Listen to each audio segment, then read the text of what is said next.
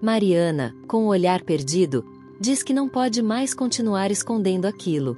Juliana, surpresa, se aproxima e pergunta o que ela não consegue mais calar. Mariana se assusta, tenta disfarçar, diz que estava apenas falando sozinha. Juliana levanta, pega um copo d'água, mas não desiste. Insiste. Mariana, o que é que você está escondendo? Isso tem a ver comigo, ou com o menino? O silêncio pesa. Juliana, com a voz trêmula, diz que ouviu o bebê chorar naquela noite. E implora: me diz a verdade, por favor. Ele está vivo?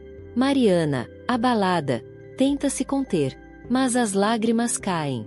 Ela diz que não pode mais mentir, que não consegue mais carregar esse peso. Juliana se aproxima, tomada pela angústia. O que foi feito do meu filho? Onde ele está? Mariana, rendida, confessa: eu levei o menino para a Santa Casa. Ele está vivo. Juliana, em choque, sussurra: Madonna mia. Mariana admite que deixou o bebê naquela roda, e que cometeu um pecado imperdoável. Diz que nenhuma mãe pode perdoar o que ela fez. Juliana, chorando, pergunta: mas por quê? Que mal eu te fiz? Mariana responde com a voz embargada: nenhum mal. Mas se quer saber toda a verdade, pergunte à sua sogra. Juliana empalidece. Foi ela. Mariana confirma. Foi a sogra que não queria que o filho dela e o filho do italiano fossem herdeiros dos Magliano. Ela queria que só os netos de sangue herdassem. Juliana, tomada pela fúria, jura que jamais dará àquela mulher um neto, e decide ir imediatamente à Santa Casa buscar o filho, e ir embora para sempre. Mariana pede que espere o amanhecer, que vá com calma, mas Juliana recusa. Parte naquela mesma hora, decidida. Mariana vai atrás. As duas, lado a lado, determinadas a acordar o mundo para recuperar o menino. Juliana, firme, diz: com ou sem meu filho, eu nunca mais volto para aquela casa. Para mim, tudo acabou com Marco Antônio.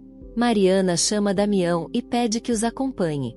Ele tenta confortar Juliana. Deus há de querer que o menino esteja lá. Enquanto isso, Marco Antônio desperta assustado.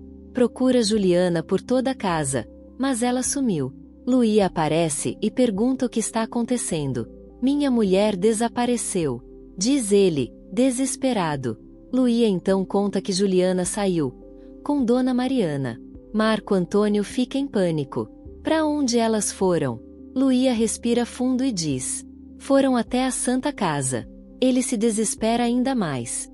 Luía continua, revelando: Dona Mariana confessou para sua mulher aquilo que todos já desconfiavam. Marco Antônio, confuso, pergunta: do que você está falando? Luía encara e diz: o filho de Juliana não nasceu morto. Um silêncio mortal toma o ar. Marco Antônio fica em choque.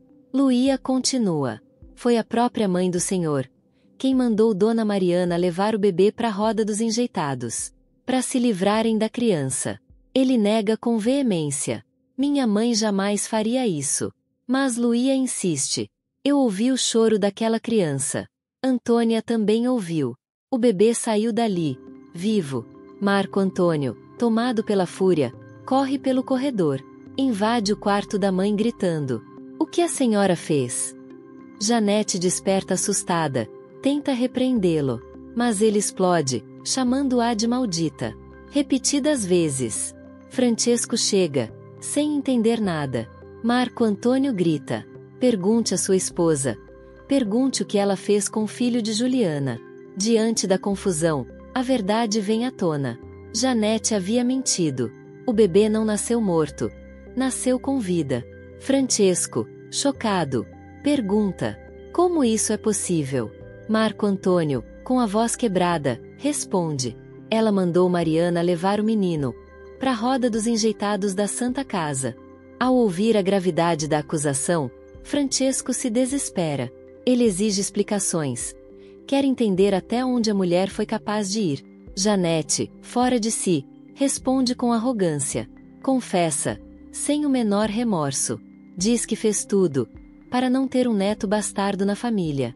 Afirma que agiu pelo bem de todos. Marco Antônio, atônito, pede que ela pare de gritar, mas Janete o insulta. Chama o próprio filho de tolo. E diz que Juliana nunca o amou. Francesco perde o controle. Grita, furioso. Então se mate. Depois nós te enterramos. A tensão é insuportável. Entre lágrimas, Marco Antônio confessa que sempre desconfiou de algo estranho. Francesco, cabisbaixo, admite que também. O filho, desesperado, pergunta como poderá recuperar o amor de Juliana depois de tudo isso. O pai tenta consolá-lo. Você não tem culpa de nada. Mas Marco Antônio balança a cabeça. Diz que duvida que Juliana vá acreditar. Nesse instante, Janete, aos gritos, ameaça tirar a própria vida. Francesco desaba. Diz que carrega esse fardo há anos. Que tudo agora veio à tona. Marco Antônio, arrasado, declara com voz firme. A senhora passou de todos os limites. A partir de hoje, não é mais minha mãe. Enquanto isso, na Santa Casa, Irmã Teresa tenta acalmar Juliana. Explica que muitas crianças são deixadas ali, filhas de mães solteiras, de famílias miseráveis. Mas Juliana, desesperada, corta a fala da freira. Eu sei disso. Mas o meu caso é diferente. Eu não abandonei meu filho. Só quero ter o meu bambino de volta. A freira tenta intervir, mas Mariana se adianta. Com a voz embargada, confessa. Fui eu quem levou o bebê. Juliana não sabia de nada. Juliana cai de joelhos. Com lágrimas nos olhos, conta que arrancaram seu filho de seus braços. Mentiram. Disseram que ele havia nascido morto. Ela súplica, entre soluços. Por favor, irmã, me diga onde está o meu filho. Teresa segura pelos ombros, com compaixão. Pede que se acalme. Promete que vão até o berçário verificar. Talvez ainda haja uma esperança. Ela convida Juliana e Mariana a segui-la. As duas caminham lado a lado, o coração batendo entre o medo e a esperança. No berçário, Irmã Teresa mostra uma fileira de bebês adormecidos. Explica que aquelas são as crianças deixadas na roda dos enjeitados nos últimos dias. Juliana, aflita, procura com os olhos. Teresa pede que tente reconhecer o filho, mas a italiana chora. Eu nunca cheguei a vê-lo. Como posso saber? Mariana tenta ajudar. Lembra que Juliana chegou a segurar o menino nos braços, ainda que por pouco tempo. As duas se aproximam dos berços, uma a uma. Depois de observar em silêncio, Mariana admite. Posso estar enganada, mas acho que o filho de Juliana não está entre eles. Teresa franze a testa e pergunta. Quando o bebê foi deixado aqui? Mariana responde. Faz exatamente 20 dias. A freira confirma. Essas crianças chegaram depois dessa data. Mas lembra que houve um bebê deixado quase ao amanhecer, há cerca de 20 dias. Juliana se agarra a essa esperança. Com os olhos brilhando, afirma. É ele. Esse deve ser o meu filho. Teresa concorda. Diz que provavelmente era mesmo.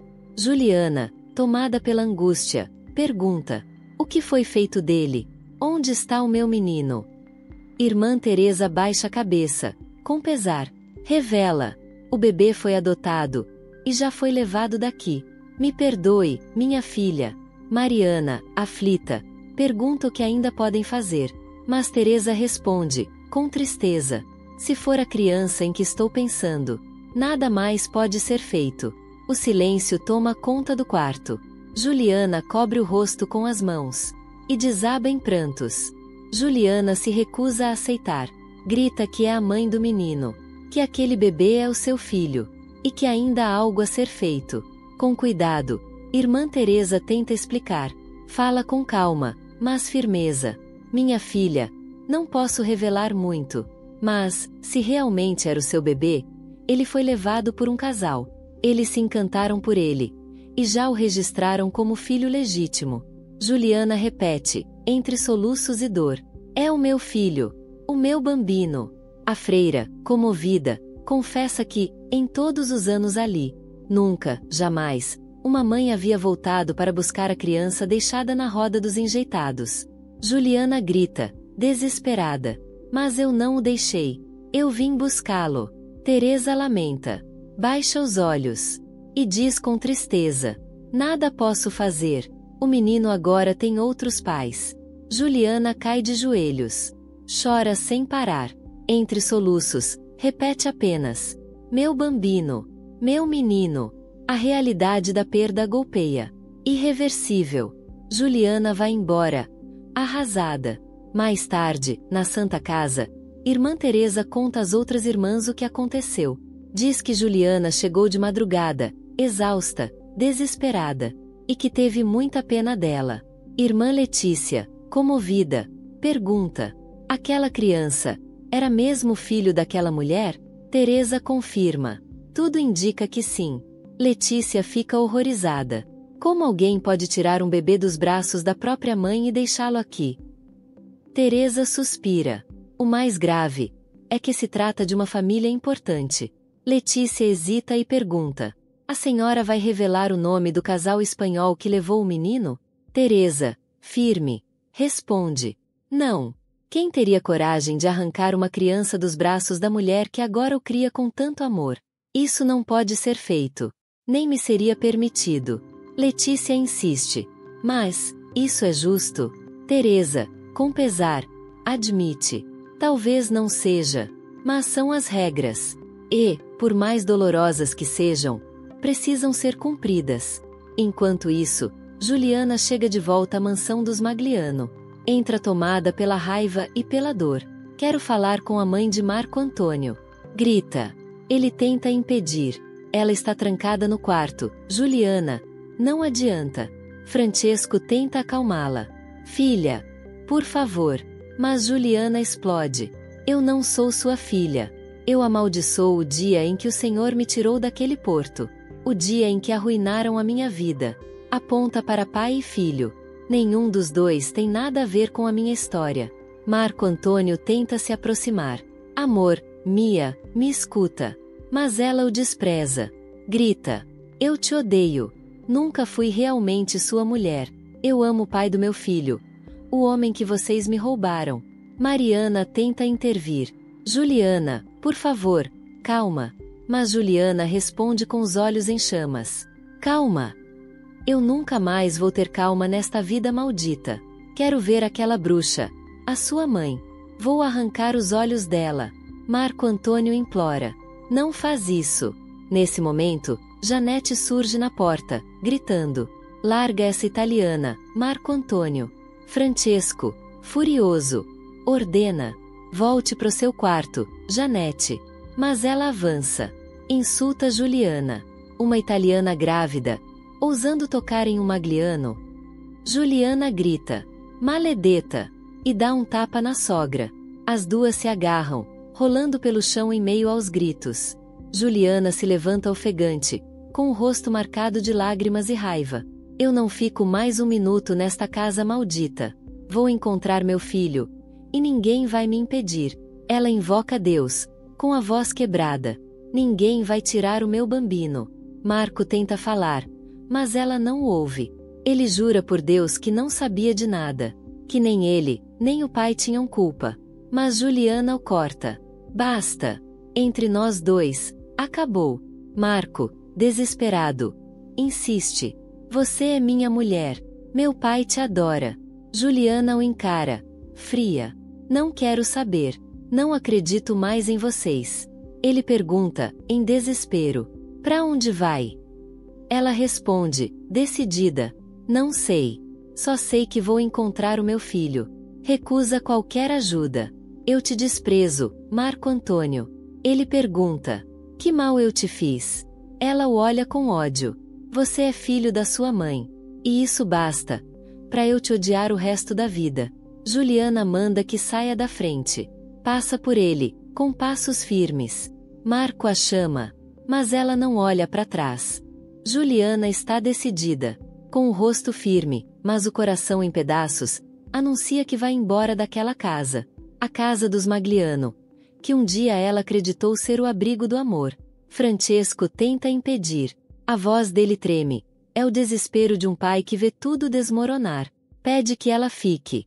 Suplicando, oferece dinheiro, dizendo que não quer que ela passe necessidade. Mas Juliana recusa. Com orgulho ferido e lágrimas nos olhos, responde: não quero nada de vocês. Guardem a fortuna. Prometo que o meu filho vai lhes dar. Marco Antônio tenta intervir, dizendo que ela está transtornada. Mas Francesco o corta. Não, Marco. Ninguém engana o coração por tanto tempo. Quando é amor, a verdade sempre vem. Marco, devastado, pergunta se a perdeu de vez. Francesco apenas abaixa o olhar e confirma: perdeu. Ainda assim, promete que vão tentar encontrar o filho dela. É o mínimo que podem fazer. Mariana se aproxima, preocupada. Juliana, para onde você vai desse jeito? Juliana responde fria, sem olhar para trás. Isso não te diz respeito. Mariana insiste que se importa, mas Juliana corta. Não vou ficar aqui. Luí apoia. Ela tem razão. E Mariana, mesmo contrariada, admite que está preocupada. Antônia recorda o choro do bebê. Juliana confirma que ouviu também. Antônia, com ternura, diz: a gente gosta muito de você. Juliana respira fundo, segura as lágrimas e agradece. Antes de se despedir, Mariana ordena que Damião a acompanhe. Ele, confuso, pergunta para onde vão. Mas Juliana não responde. Apenas segue, como quem carrega o peso do mundo nas costas. Enquanto isso, Mateu conversa com Bartolo. Pergunta se o Sr. Gomercindo é um bom homem. Bartolo sorri e diz que sim. Mateu pede que pare de falar de uvas e vinhos. E Bartolo, rindo, concorda. Ele só não quer vê-lo infeliz. Bartolo garante que não está. Mateu acredita e pede que ele cuide do café. Bartolo promete que vai cuidar. Em outro canto, Leonora comenta com Maria sobre o passado. Diz que Mateu já teve um grande amor, mas parece ter esquecido Juliana, por causa da filha dela. Maria, então, revela: está esperando um filho de Mateu. Leonora sorri. Ele é um homem amoroso, já deve sonhar com esse bebê. Maria espera que seja um menino. Leonora diz com fé: vai ser. Deus é grande. Maria se perde em lembranças. Conta como foi dar à luz sozinha, sem gemer, sem chorar, enquanto o marido esperava do lado de fora, rezando por um menino. Mas nasceu uma menina. O sogro, cruel, ordenou: afoguem. E o pai da criança saiu pela noite. Inconformado, o Sr. Gomercindo entrou no quarto. Olhou para a esposa. Olhou para a filha nos braços da parteira. Não disse uma palavra. Apenas se afastou, em silêncio, provavelmente para chorar entre os cafezais. Leonora suspira. Agora entendo por que Gomercindo deseja tanto um neto homem. Maria concorda. Que Deus nos livre se Rosana tivesse dado à luz uma menina naquela casa. Enquanto isso, Angélica tenta disfarçar o clima tenso, servindo o almoço. Não está grande coisa, mas é o melhor que consegui. Augusto, faminto, responde: para mim serve. Estou morrendo de fome. Angélica suspira, tentando disfarçar o nervosismo. Explica que ainda não aprendeu a fazer o macarrão como fazia Dona Leonora, lá na casa dos pais. Augusto ri e pede: melhor nem tentar, Angélica. Ela responde de imediato: ah, deve ser só um macarrão, nada de outro mundo. Ele sorri. Tem seus segredos. Angélica concorda, provocante. Segredos, que só as italianas conhecem, não é? Augusto confirma, com um meio sorriso. Ela então lança o golpe. Tá com saudade do macarrão da sua italiana, é? Ele se irrita. Chega, Angélica. Mas ela insiste, divertida. A polenta eu sei fazer melhor que a Dona Leonora. Aprendi com ela. Antônia intervém. Séria. Nem pense em fazer polenta nessa casa. Eu detesto. Angélica ri e lembra. Meu pai também odiava polenta. Reclamava quando via polenta e suco na mesa. Como dizia a Dona Leonora. Augusto perde a paciência. Chega de falar da Dona Leonora. Mas Angélica continua. Insolente. Ela me ensinou a segurar o marido, tanto na mesa, quanto na cama. Augusto se espanta. Você se prometeu a Jesus Cristo, Angélica. Que conversa é essa? Ela provoca mais. Você não gosta da minha comida, não é? Ele responde seco. Você aprendeu tudo, menos cozinhar. Angélica ri, irônica. Mas na cama eu compenso, não é? Augusto corta sem piedade. Nem nisso. Nisso também. Você perde pra Paola. Inês, em outro canto, pergunta baixinho. Como está minha filha? Paola mal responde. Apenas murmura, chamando pela mãe. Anacleto se aproxima, tocando o ombro dela com ternura. Na casa dos Magliano, o clima é pesado. Francesco diz que não quer comer. Marco Antônio também recusa o almoço. Janete se irrita. Chega de drama. O mundo não acabou só porque aquela italiana foi embora. Marco explode. Pra mim, acabou. Eu quero ver a minha mãe morta. Janete fica em choque. É assim que um filho fala com a própria mãe? Mariana intervém, fria. Eu só espero que a senhora vá embora dessa casa. Luía apoia. Eu também. Enquanto isso, Juliana anda pelas ruas, perdida, devastada. No convento, Teresa explica ao diretor. Não sabemos mais o que fazer. Uma mãe voltou para buscar o filho deixado na roda. Nunca aconteceu antes. Letícia confirma. Tudo indica que o casal que levou a criança eram espanhóis. Apaixonaram-se por ele e o registraram como filho. Sobrenome Hernandes. O diretor arregala os olhos. Um filho de italianos, adotado por espanhóis?